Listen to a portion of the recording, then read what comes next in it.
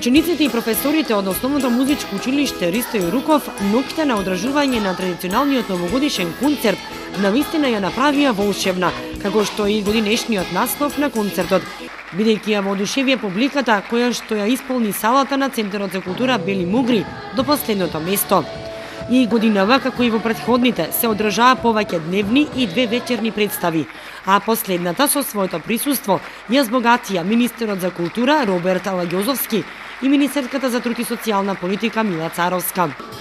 Публиката беше воодушевена од концертот и истакна дека овој концерт е резултат на посветеноста на наставниците и раководството на музичкото училиште, како и големиот труд и талент на учениците. Инаку, во новогодишниот концерт секоја година учествуваат околу 200 ученици и нивните наставници. Се изведуваат околу 15 композиции, од кои 5 пее малиот хор, 5 хорот составен од повозрастните ученици и 5 композиции се инструментални кои ги свири оркестерот на училиштето. И годинава покрај инструментални, учениците и наставниците од музичкото училиште подготвија и песни кои моментално се најслушани меѓу младите.